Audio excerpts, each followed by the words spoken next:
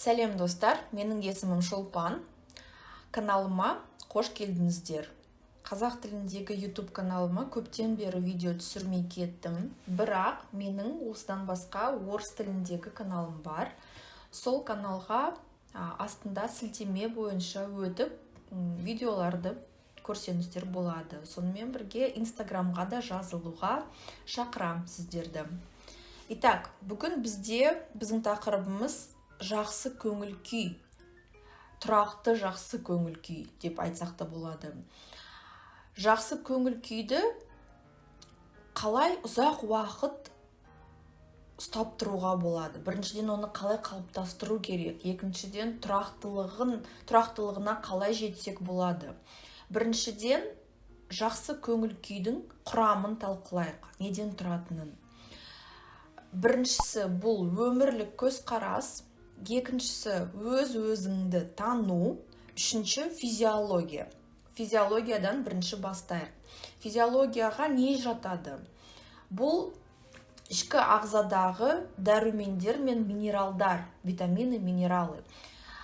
Яғни жылына 2 рет желательно анализдерді тапсырып, қандай витаминдердің жететінін, қайсының жетпейтінін біліп, терапевт арқылы сол витаминдерді қабылдап, нормаға келтіруге болады. Егер кейбір витаминдер, минералдар жетіспей тұрса, мысалы В витамині немесе темір бізге жетіспесе, денеде күштің азайғанын сеземіз. Бір нәрсе жетіспейтіндей, ұйқыға тартады, еш нәрсе істегім келмейді, апатия дейді, апатичное состояние. Өмірге бәрібір депрессия болған шығар деп ойлаймыз. Бірақ егер анализ тапсырсақ, керекті витаминдерді ішіп болғаннан кейін өзіміздің денсаулығымыздың, настроениямыздың орнына келгенін байқаймыз. Сонымен қатар физиологияға гормондар жатады. Әсіресе бұл әйел адамдарға қатты әсер етеді. Уровень гормонов постоянно соны тексеріп тұру керек. Еркектерде де, в принципе, ондай болып тұрады. Не тексеру керек? Щитовидканы тексеру керек. Гормоны щитовидной железы дейді. Половые гормоны, соның бәрін, жыныстық гормондар, соның бәрін тексеріп, нормада тұрғанын байқау керек. Бұл да біздің настроениямызға қатты әсер етеді. Сонымен қатар физиологияға ұйқы режимі жатады. Мысалы, ұзақтан бері 1 апта, 2 апта, 1 ай бойы ұйқы қанбай, кеш жатып, ерте тұрып жүрсеңіз, демалыста ұйқыңыз қанбай тұрса, бұл накопительный эффект болады. То есть, бүгін ұйқым қанбады, ертең қанбады, 3-ші, 4-ші, 5-ші күні қанбады. Осылай созылған сайын, көбейген сайын біздің күшіміз азаяды, настроениямыз құриды. Жақсы көңіл күй туралы вообще даже ойлауға не стоит бұндай кезде, потому что ұйқы бұл ең бірінші энергия беретін нәрсе. Егер ұйқымыз қанбаса, мысалы менің ұйқым қанбаса, мен 1 күн мақұл ғой, 2 күн мақұл үші, 3-4 күннен бері ұйқым қанбай тұрса, мен өзімнің жақсы көретін тірліктерімді істей алмаймын. Видео да түсіре алмаймын, потому что видео түсіру үшін менің көңіл күйім жақсы болу керек. Өзімнің демалғанымды, өзімнің настроениям күшті болып тұрғанын сезу керекпін. Сондықтан ұйқы өте маңызды нәрсе. Келесі физиологияға жататын бұл тамақтану әдісі. Егер мысал үшін біз кешке тамақты көп жесек, қарнымыз тойып жатсақ, ұйқымыз біртүрлі болады. Азанда тұру қиын болып тұрады, потому что желудок переполнен, организм не отдыхает. Сол тамақты қорытуға, бар күшіңіз тамақты қорытуға кетеді. Мысалы, айтады ғой, таңғы асты өзің іш, обедті жартысын досына бер, ал ужинді жауына бер деген бір жақсы тамаша сөз бар, цитата бар. Мен осы цитатамен келісемін. Сондықтан ас қабылдау да өте маңызды, және сонымен қатар қандай тамақ жейтініңіз де өте маңызды. Мысалы, постоянно ет жесек, ағза шаршайды. Ағза етті қорыту үшін өте көп күш береді. Өте көп күш жұмсайды. Сонымен қатар тәтті нәрсе, мучное дейді ғой, қамырдан жасалған тамақтар. Осылардың бәрі біздің күшімізді қатты азайтады. Күшіміз азайса, настроениямызды құрайды. Осылардың бәрі физиологияға жатады. Келесі бөлім, есіңізде ғой, 3 бөлімнен тұрады жақсы көңіл күй. Физиология, екіншісі өзіңді тану. Ол не деген сөз? Өзіңді тану бұл қандай нәрселер, қандай заттар, қандай адамдар сіздің көңіл күйіңізді азайтады, мазаңызды қаштырады. Және керісінше қандай жағдайлар, заттар, адамдар сіздің настроениеңізді көтереді, сіздің көңіліңізді көтереді, күшіңіз пайда болады. Осының бәрін өзіңіз туралы жақсы білу керек. Сондықтан мен сіздерге рекомендациям дәптер жүргізу, специальный дәптер сатып алу керек. Және күнде кешке, мысалы, күні бойы өзіңізді анализировать етесіз, и сол дәптерге жазып тұрасыз. Сіздің көңіліңізді не көтерді, және керісінше көңіліңізді не азайтты, қандай жағдайлар, қандай заттар. Мысалы, менің көңіл күйім, егер мен азанда таңға асымды, қалаған нәрсемді жесем, өзім таңдап, өзім қалаған нәрсемді жесем, менің көңіл күйім күшті болып тұрады. Сол үшін мен именно таңғы ас, потому что азанда қандай настрой берсем өзіме, күнде солай өтеді.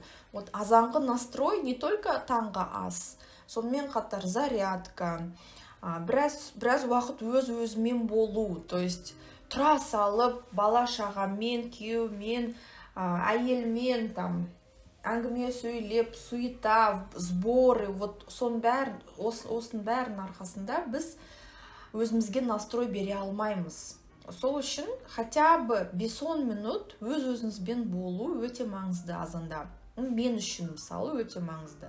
Егер мен азанда өз-өзімен уақыт өткізбесем, хотя бы азанғы суды ішкен кезде, су ішіп тұрып, терезеге қарап, біраз ойлап, тамаша көріністі байқап, жапырақтарға қарап, егер қыс болса қарға қарап, жай далаға қарап тұрсам, мен сол табиғаттың күшін жинаймын, өзім солай сеземін. И солай өзіме настрой берем. Сонымен қатар түрлі аффирмациялар айтуға болады. Настрой на день дейді ғой, осы күнге настрой. Бүгін менің күнім тамаша болады. Бүгінгі күн маған мол бақыт әкеледі деген сияқты сөздерді айтқан кезде сіз настрой бересіз. Қараңыздар, өте маңызды нәрсе, біз көп жағдайда бізге не ұнайтын, ұнамайтын жақсы сеземіз. Бірақ сезген информацияға көңіл бөлмейміз. Өз-өзімізді қысып тастаймыз, жауып тастаймыз. Өзім, я потерплю, ничего страшного. Главное, чтобы муж был доволен, дети, чтобы были сыты. Сөйтіп ойлаймыз, бұл дұрыс емес. Өзіңіздің қажеттіліктеріңізді естіп тұру керек. Естігенмен қатар сол қажеттілікті орындау қажет. Мысалы, сол тамақты мысал ретінде де алуға болады. Азанда сіз полезный нәрсе жейсіз ба, әлде үйреншікті күні бойы, мысалы, творог, ірімшік жейсіз, или күні бойы май мен нан жейсіз. Үйреніп қалған тамақ тез-тез істелінеді. Сіз шынымен сол тамақты жегіңіз келеді ма? Сол тамақ сізге ләззат, наслаждение әкеледі ма? Кайфовать етесіз ба сол тамақтан? Егер жоқ десеңіз, келесі сұрақ, маған не ұнайды? Мен қандай тамақты қазір жегім келеді? Сосын шкафыңызды ашқан кезде қандай киімді кигім келеді? Бүгін менің настроениема қандай киім сәйкес болады? Әр настроениенің өзінің киімі болады. Мысалы, әйелдер жақсы мені түсінеді. Например, бір көйлек бар, 5-6 жыл бұрын бір көйлек сатып алдым. Сатып алған кезде енді тамаша көйлек еді. Ұнайтын сізге, киген сайын рахаттанып киетін едіңіз. Қазір ол көйлекке қарасаңыз, уже ондай кайфы жоқ. Олай уже особо киген кезде, көйлек деп қарайсыз. Неге олай? Себебі ол көйлектің эмоциясы уже таусылып қалды. Сізге әкелетін эмоциясы бітті. Басында күшті эмоциялар сізге әкелетін. Әр заттың да сондай эмоциясы, басында эмоциясы болады, сосын ол эмоциясы азаяды. Сондықтан жаңа заттарды обновлять ету керек. Бұл да настроенияны жақсы көтереді. Өмірлік көзқарас ол өмірдің фоны десек те болады. Орысша айтқанда мировоззрение. Мировоззрение – это фон вашей жизни. Бұл сіздің ойлау қабілетіңізге байланысты. Ойлау көзқарасы десе де болады. Ойлау көзқарасы минуста немесе плюста болады. Плюстағы өмірлік көзқарас немесе ойлау көзқарасы бұл жақсы нәрселерді байқау. Позитивті өмірде позитивті нәрселерді байқау. Даже если бір жаман нәрселер туылса, например, какие-то неприятности возникли, сол жағдайға сіздің көзқарасыңыз қалай? Егер, например, банальный нәрсе, жаңбыр жауды дейік. Азанда сіз тұрдыңыз, жаңбыр жауды. Сіз жаңбырды жақсы көрмейсіз. Айтасыз өзіңізге: фу, қайтан осы жаңбыр, киімнің бәрі су болатын болды ғой, қашан күн болады екен деп өзіңізге уже жаман настрой бересіз, негативті настрой бересіз. Келесіде уже сол негативті настрой басқа негативті магнит сияқты бір-біріне тартады. И дальше уже больше неприятностьтар шыға береді. Егер сіздің көзқарасыңыз позитивті болса, сіз ойлайсыз: иә, жаңбыр маған ұнамайды деп өзіңізбен келісесіз. Отрицание болмау керек. Иә, маған жаңбыр ұнамайды. Менің қазір настроением содан бұзылып жатыр дейсіз. Сосын өзіңізге позитивті настройды қосасыз. Да, қазір жаңбыр, бірақ бұл жаңбырдың пользасы да бар ғой. Жақсы урожай болады. Жаңбырдан кейінгі ауа таза болып тұрады. Көшенің бәрі жуылады, тамаша иіс шығады. Тағы басқа плюстарды жинап өзіңізге басқа керісінше настрой бересіз. Сонда сіздің настройыңыз негативтен плюске айналады, и ол плюс келесі плюсті өміріңізде сол күнде тартады бір-біріне. Сондықтан постоянно өзіңізге настройыңызды ауыстырып тұру керек. Осылай мелочтардан басталады. Осылай сіз өзіңіздің өмірлік көзқарасыңызды ауыстырасыз. Бұл өте күрделі жұмыс, бірақ оның нәтижесі тым тәтті. Нәтижесі келесіде уже бұл автоматты түрде болады. Автоматты түрде любой негативті ситуация пайда болса да, сіз оның жақсы жағын, сізге қандай сабақ әкелгенін бұның біліп тұрасыз. Сонда бұдан өмірдің мәні де пайда болады. Жақсы ситуациялар, возможности, шансы, соның бәрі өміріңізде көбейеді осы арқылы. Осы өмірлік көзқарас арқылы. Егер мысалы өмірлік көзқарас негативті болса, сізге еш нәрсе ұнамайды өміріңізде, достарыңыз ұнамайды, жұмысыңыз ұнамайды, еш нәрсе ұнамайды десек, өзіңізді тану, көңілді қалай көтеруге болады, не мазаны құртады, физиология, бәрі бекер болады, егер өмірлік көзқараспен жұмыс істемесек. Сондықтан осы 3 бөлім бір-бірімен қатты байланыста настроенияның құрамы. Негативті өмірлік көзқарас өзін бала сияқты сезінетін адамдарда болады. Психикасы, санасы бала сияқты. Менде осы каналда, қазақ тіліндегі каналда ересек, ішкі ересек, ішкі бала және ішкі ана деген ролик бар, видео бар. Сол жерде мен жақсы мысалдар келтіремін. Бізде әрқайсымызда ішімізде ересек, ішкі бала және ішкі ата-ана болады. Егер адам все время жалуется, еш нәрсе ұнамайды, анау жаман, настроениясы бұзылған болса, бұл адам ол адамның өмірі ішкі балаға байланысты. Значит, ол адамның өмірін ішкі бала жүргізеді. Ал ересек адамның, 18 жасқа толған адам ересек деп саналады. Ересек адамның өмірін тек ішкі ересек жүргізе алады. Сондықтан жақсы позитивті көзқарасты ересек адам, ішкі ересек ауыстырады, ішкі ересек қолданады. Осылай көзқарасыңызды ауыстырған кезде сіз сонымен қатар өзіңіздің ішкі ересегіңізді өсіресіз.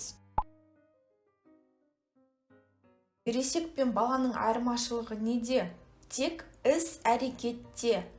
Ішкі бала, ол постоянно жалуется, страдает, бәріне недовольный болып жүреді.